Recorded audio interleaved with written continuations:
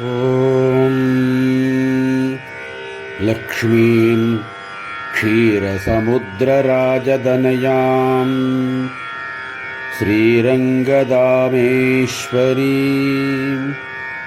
दासीभूतसमस्तदेववनितां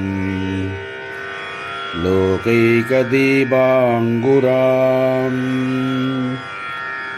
श्रीमन्मन्दगडाक्ष लब्धविभव ब्रह्मेन्द्रगङ्गाधरां त्वां त्रैलोक्यकुटुम्बिनीं सरसिजां वन्दे मुकुन्दप्रियाम्। ॐ महालक्ष्म्यै नमः। हिरण्यवर्णां हरिणीं सुवर्णरजतस्रजां चन्द्रां हिरण्मयीं लक्ष्मीं जातवेदो महावः तां महावह जातवेदो लक्ष्मीम् अनमगामिनीं यस्यां हिरण्यं विन्देयं गामस्वं पुरुषाणहम् वसुदं देवं कंसचानूरमर्दनं देवकी परमानन्दं कृष्णं वन्दे जगद्गुरुं। नमस्तेऽस्तु महामाये श्रीपीठे सुरपूजिते शङ्खचक्रगदाहस्ते महालक्ष्मी नमोऽस्तु ते। ॐ ऐं ह्रीं श्रीं कमले कमलालये प्रसीद प्रसीद। श्रीं ह्रीं ऐं महालक्ष्म्यै नमः। अश्वपूर्वां व्रतमध्याम् अस्मिनादप्रबोधिनीं श्रियं देवीं वह्वये श्रीर्मा देवीर्जुषदाम् तां सुस्मितां हिरण्यप्राकारामार्द्रां ज्वलन्तीं तृप्तां तर्पयन्तीं पद्मे स्थितां पद्मवर्णां तामिहो बह्वये श्रियम्।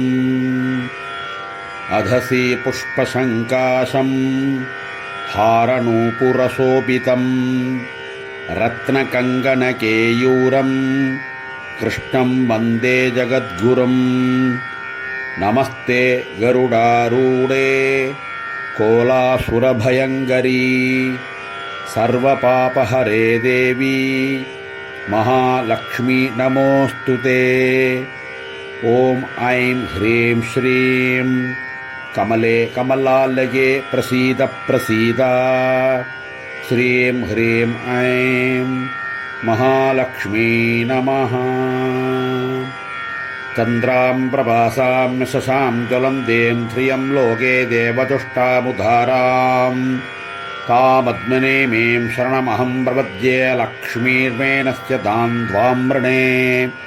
आदित्यवर्णे तपसो हि जातो वनस्पतित्ववृक्षोतबिल्वः तस्य फलानि तपसा नदन्तु माजान्तराजाश्च भाग्या अलक्ष्मीः। कुटिलालकसंयुक्तम् पूर्णचन्द्रनिभाननं विलसत्कुण्डलधरं कृष्णं वन्दे जगद्गुरुं।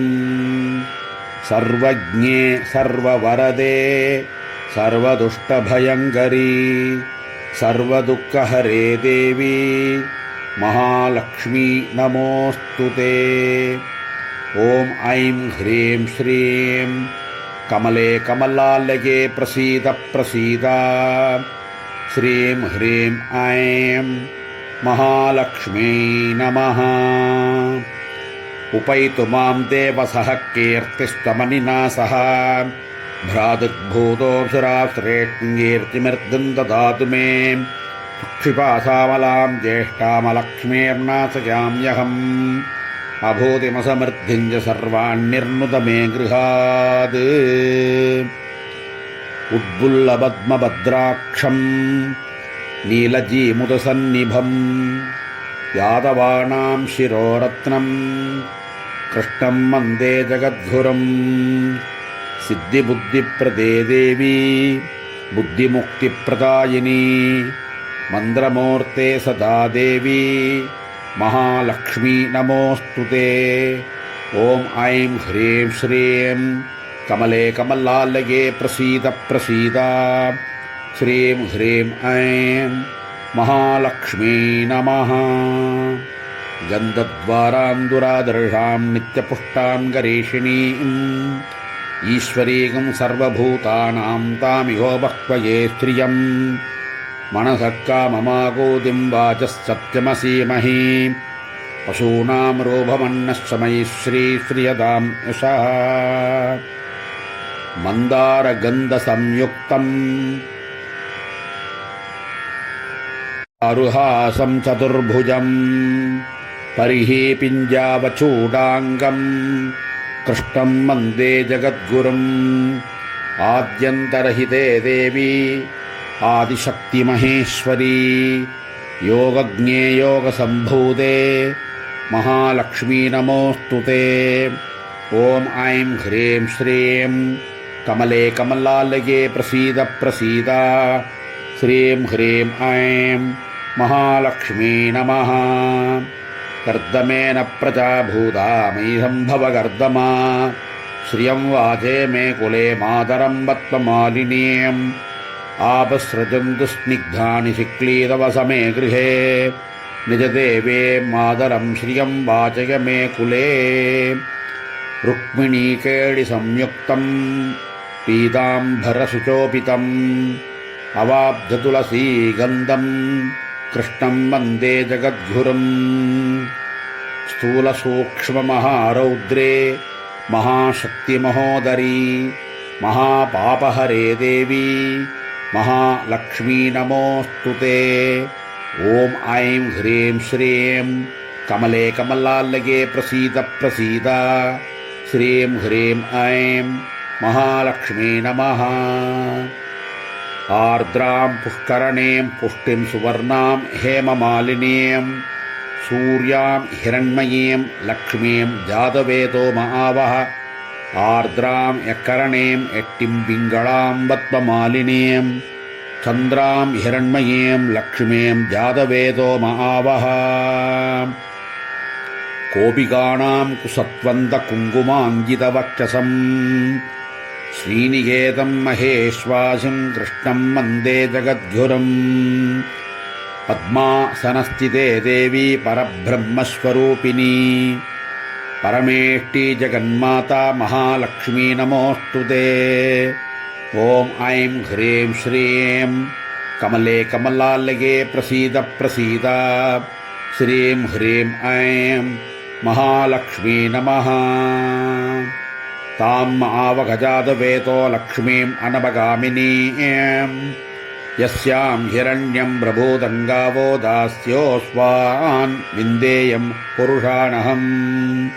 महादेवी च विद्महे विष्णुपत्नी च धीमहि तन्नो लक्ष्मी प्रचोदयात्। श्रीवत्साङ्गं महोरस्कं वनमाला विराजितं शङ्खचक्रधरं देवं कृष्णं वन्दे जगद्गुरुम्। श्वेताम्बरधरे देवी नानालङ्कारभूषिते जगस्थिते जगन्माता महालक्ष्मी नमोऽस्तु ते। यक्षाय कुबेराय वैश्रवणाय धनधान्याधिपतये धनधान्यसमृद्धिं मे देहि देहि तावय स्वाहा। ॐ ऐं ह्रीं श्रीं कमले कमलालये प्रसीद प्रसीद। श्रीं ह्रीं ऐं महालक्ष्मी नमः।